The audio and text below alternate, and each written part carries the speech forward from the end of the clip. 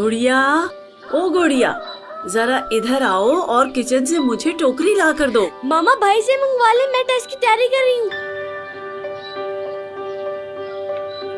मैंने तुमसे कहा है, चलो टोकरी लेकर आओ। अच्छा मामा, लाती हूँ।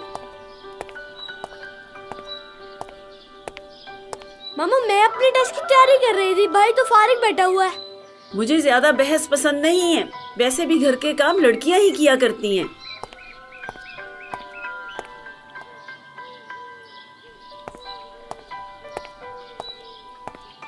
मामा भाई से कहे मोबाइल मुझे दे दे, इसको पूरे 2 घंटे हो गए हैं खेलते हुए।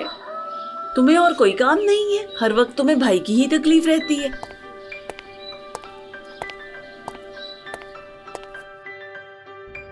मामा भाई को हमसे ज्यादा प्यार करती है। जाहिर है, वो लड़का जो है। बाबा भी भाई का ज्यादा ख्याल रखते हैं।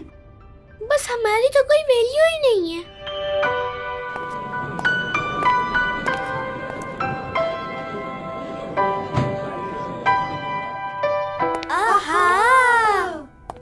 बच्चों, ये चिप्स के पैकेट हैं, बड़े वाला भाई का है और छोटे तुम दोनों बहनों के।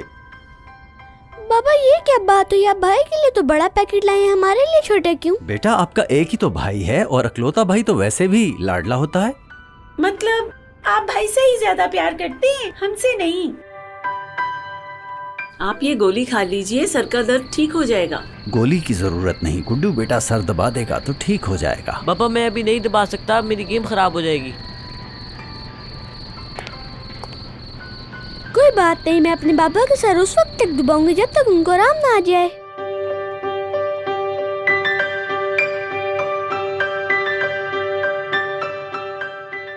अपने बच्चों के साथ बराबरी का सलूक रवा रखें।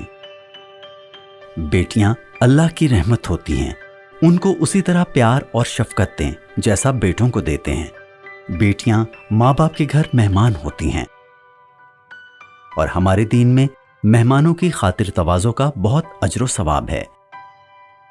बेटों और बेटियों को यकसां हुकूक देना और एक जैसा प्यार करना ही अच्छी तरबियत का खासा है।